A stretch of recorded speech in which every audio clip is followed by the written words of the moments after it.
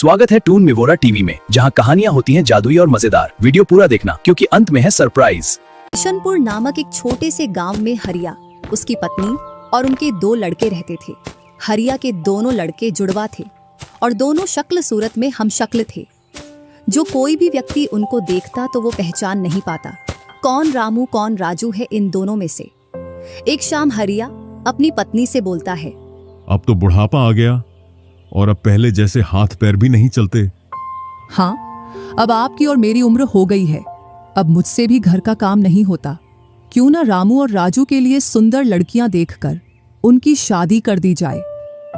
हाँ भाग्यवान, तू बोल तो सही रही है, लेकिन मुझे रामू की फिक्र है क्योंकि उसे काम में आलस आता है और वह कैसे अपना गुजारा कर पाएगा। बातें करते करते दोनों सो जाते हैं।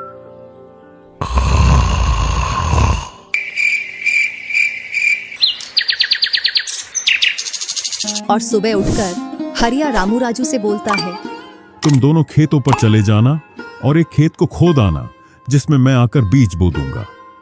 और आज मैं अपने दोस्त से मिलने के लिए पास ही के गांव में जा रहा हूं। 2 दिन में लौट कर आऊंगा। हरिया तैयार होकर दूसरे गांव की ओर निकल जाता है और रामू राजू भी खेतों की ओर चल देते हैं। दोनों खेतों में जाकर काम करने लग जाते हैं। रामू ठहरा कामचोर। वह थोड़ी देर काम करने के बाद एक पेड़ की छांव में जाकर लेट जाता है। इधर राजू को सुबह से शाम हो जाती है और वह आधा खेत खोद देता है।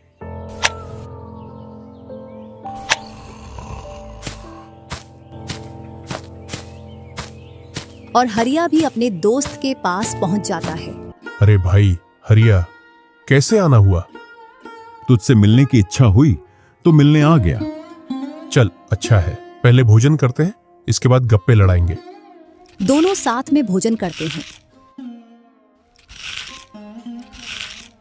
हाँ भाई हरिया, सुना, सब कुशल मंगल? हाँ भाई, सब कुछ कुशल मंगल है। अब तो तेरे दोनों लड़के शादी के लायक हो गए होंगे।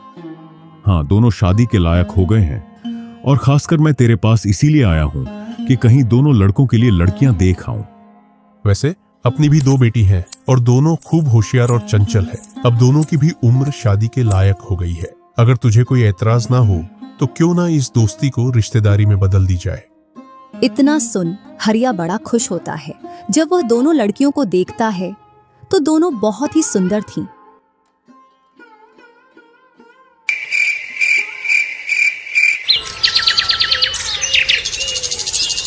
सुबह होते ही हरिया अपने दोस्त से बोलता है, मैं जल्द ही मेरी बहुओं को लेने आऊंगा। इतना बोलकर हरिया अपने गांव की ओर चल देता है। इधर रामू और राजू भी अपने खेतों पर काम करने के लिए आ जाते हैं और रामू पेड़ की छांव में जाकर सो जाता है। इधर राजू अपने काम में लगा रहता है। शाम होने को आ जाती है और हरिया भी अपने खेतों के पास आ जाता है। रामू की आंख खुलती है तो हरिया उसको आता हुआ दिखता है, तो वह खेत में जाकर काम करने लग जाता है। चलो घर, अब शाम हो गई और खेत भी पूरा खुद गया है।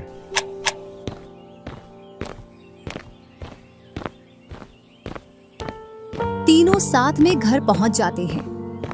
हरिया अपनी पत्नी और दोनों लड़कों को बताता है कि वह इन दोनों की सगाई पक्की कराया हूं।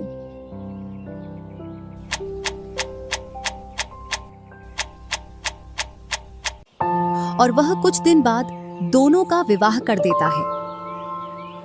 ऐसे ही कुछ वर्ष निकल जाते हैं।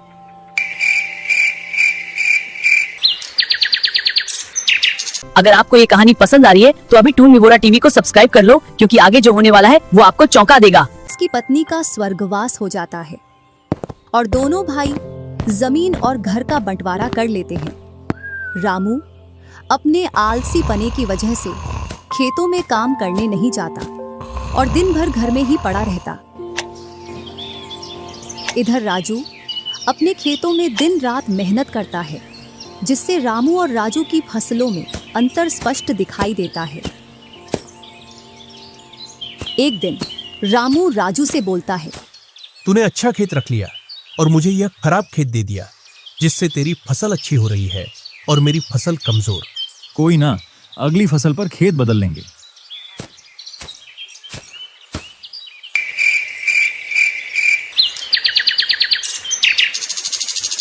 अगली फसल पर रामू राजू से खेत बदल लेता है और एक खेत ज्यादा ले लेता है।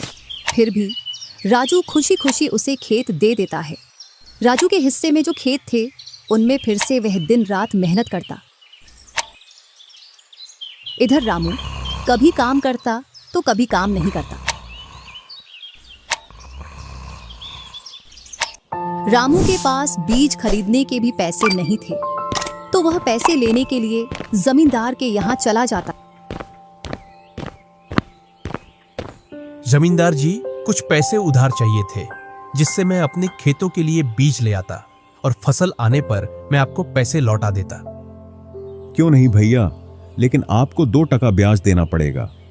जी जमींदार जी, मैं ब्याज दे दूंगा। जमींदार रामू को पैसे दे देता है और रामू उनसे कुछ बीज लाकर अपने खेतों में बो देता है। इधर राजू अपनी फसल की रोज देखभाल करता और रामू बोकर आया उसके बाद से अपनी फसलों को देखने के लिए भी नहीं गया। वहीं अपने घर में पड़ा रहता और दिन रात सोता रहता।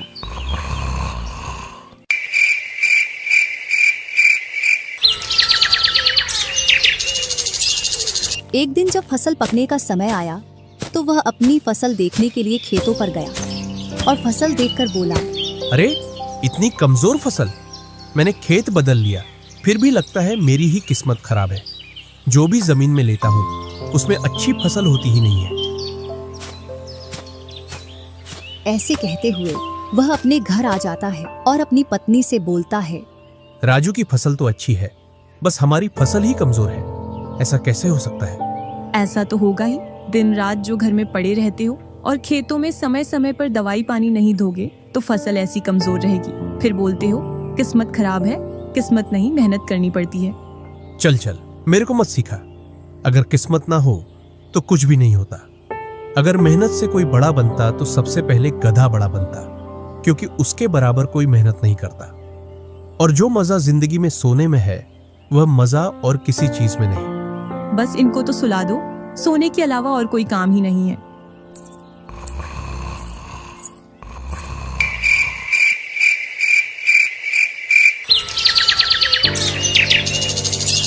कुछ दिनों बाद जब फसल निकली तो राजू की फसल रामू से दोगुनी निकली, जबकि उसकी जमीन रामू से कम थी। रामू फसल को देखकर बोलता है, इस फसल को बेच कर आऊं या खाने के लिए रखूं? इधर जमींदार जी को भी पैसे देने हैं। अब इतनी सी फसल से कैसे काम चलेगा पता नहीं।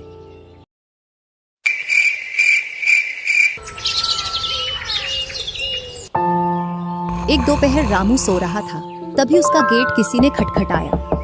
पता नहीं कौन भरी दोपहर में नींद खराब करने के लिए आ गया। जैसे ही वह गेट खोलता है तो सामने जमींदार खड़ा दिखता है। क्या यह रामू का घर है? रामू ने सोचा, क्यों ना मैं इसे राजू के घर पहुंचा दूं। यह मुझे पहचान भी नहीं पाया। मैं तो राजू हूँ, वह वाला घर है रामू का। जमींदार सामने वाले घर पर जाकर गेट को खटखटाने लगता है। राजू गेट खोलता है और बोलता है, क्यों भाई, इतनी तेज गेट को क्यों खटखटा रहे हो? मैंने आपके रुपए लेकर खा लिए क्या? हाँ भैया रामू, तुमने मेरे जो पैसे लिए थे उन्हीं को लेने के लिए आया हूँ। तुमने बोला था फसल आने पर पैसा लौटा देंगे, जो तुमने अभी तक नहीं लौटाया। क्या जमींदार जी, आप भी दोपहर में नशा करके आ गए? मैंने कब आपसे पैसे उधार लिए? क्या तुम ही रामू हो? नहीं, मैं तो राजू हूं। रामू तो सामने वाले घर में रहता है।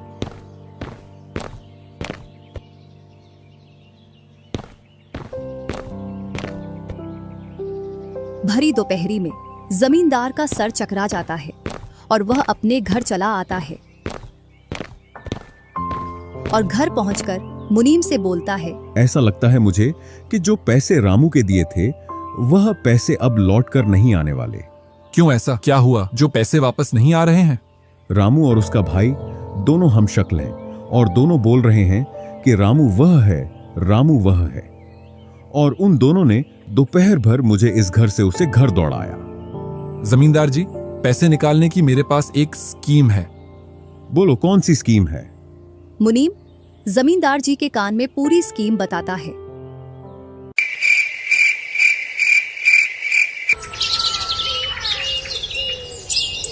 दूसरी सुबह जमींदार, मुनीम और दो आदमी जिनके हाथ में लाठी थी, चारों लोग रामू के घर की ओर चलते हैं। जैसे ही रामू के घर के पास पहुंचते हैं तो जमींदार और दोनों लोग थोड़ी दूर रुक जाते हैं। अरे रामू भैया, बाहर निकलो, मैं पास ही के गांव से आया हूं। जरूर जमींदार होगा, मैं आज गेट खोलूंगा ही नहीं। मैं तुम्हारी ससुराल से आया हूं। तुम्हारे ससुर साहब ने तुम्हारे लिए कुछ रुपए और कुछ आभूषण भेजे हैं, क्योंकि बुढ़ापे की वजह से उनसे यहां तक आने की नहीं बन पा रही थी, इस वजह से उन्होंने मुझे भेजा है। इतना सुन रामू के मन में लालच आ जाता है और वे फटाक से गेट खोल देता है। कहाँ है पैसे और धन? क्या तुम्हारा ही नाम रामू है? हाँ, मेरा ही नाम रामू है। कहाँ है धन? यही पास में रखा है, चलो दोनों उठा लाते हैं। वह मुनीम के साथ चल देता। थोड़ी दूर चलने के बाद मुनीम जमींदार जी को बुला लेता है। जमींदार और दोनों लोग रामू के पास आ जाते हैं। लाओ, मेरे पैसे लौटाओ, ब्याज समेत। मैंने आपसे पैसे नहीं लिए। ये ऐसे नहीं मानेगा। अब तुम दोनों के हवाले करता हूं, तुम चाहे जैसे इससे पैसे निकालो। और दोनों आदमी रामू को लठ से मारते हैं। रामू चिल्लाता हुआ, अरे भाई रुको, अरे भाई रुको, मत मारो, अरे भाई रुको, मत मारो। इधर वह दोनों रामू में दे लठ लठ बरसा रहे थे। तभी राजू गेट खोलकर देखता है तो रामू पर कुछ लोग लठ से वार कर रहे थे। तो वह दौड़कर उनके पास आता है और बोलता है, अरे भाई रुको। इस रामू ने आज से 5 महीने पहले मुझसे पैसे लिए थे। जब लौटाने की बारी आई तो बहाने कर रहा था। कितने पैसे हैं? 2000। रुको, मैं लाता हूं।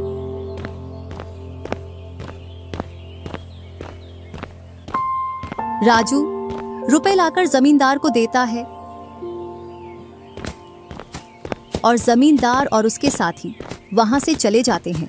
इधर रामू भी अपने घर में चला जाता है और राजू भी।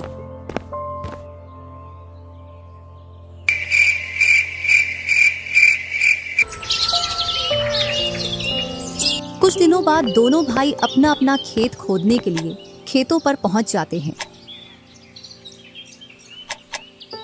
इधर खेत खोदते खोदते राजू दौड़ते हुए रामू के पास आता है और बोलता है, देखो मुझे खेत में क्या मिला है। राजू के हाथ में हीरा देखकर रामू के मन में लालच आ जाता है और वह मन ही मन सोचता है, इसके खेत में तो और भी हीरा हो सकते हैं। क्यों ना मैं इसको मेरा वाला खेत दे दूं और इसका खेत में रख लूं, जिससे मेरे पास भी बहुत सारे हीरे हो जाएंगे। मैं क्या बोल रहा था, क्यों ना तू मेरे वाले खेत पर फसल कर ले और मैं तेरे वाले पर। इतने दिनों से तू कम जगह पर कर रहा था। और रामू राजू वाले हिस्से को खोदने लग जाता है।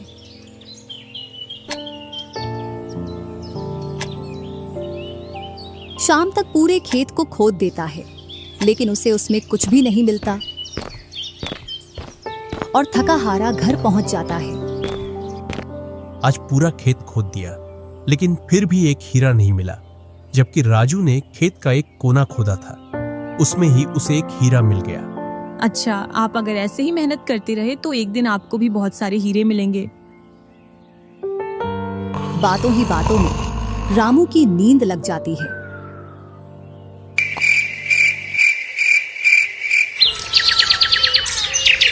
और जब सुबह होती है तब वह बोलता है, आज जैसी नींद मुझे कभी नहीं आई। हाँ, अगर तुम ऐसे ही मेहनत करते रहे तो आपको रोज ऐसी नींद आएगी। और रामू उसे वर्ष राजू की तरह अपने खेतों में मेहनत करता है और दोनों की फसलें बराबर निकलती हैं, जिससे रामू के चेहरे पर अलग ही चमक दिखती है। एक दिन चारों लोग साथ में बैठकर खाना खा रहे थे। क्या सच में उस दिन खेत में से हीरा निकला था? हाँ भैया, निकला था ना। जो आज आपके घर में उसकी वजह से कई सारे हीरे रखे हैं। इतने में ही रामू की पत्नी बोलती है। वह तो नकली था, आपसे काम करवाने के लिए। इसी प्रकार बातें करते करते चारों लोग अपने अपने घरों में जाकर सो जाते हैं।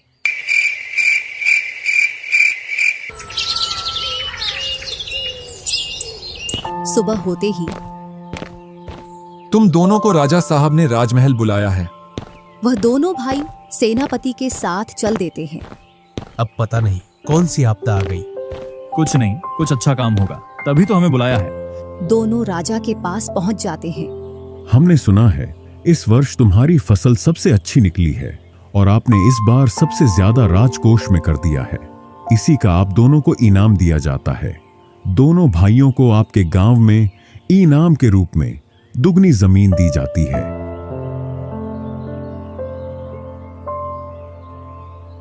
वीडियो देखने के लिए धन्यवाद। ऐसी ही इमेज बताती हूँ और इस वीडियो को लाइक और शेयर जरूर करें। जल्दी मिलते हैं अगली कहानी में।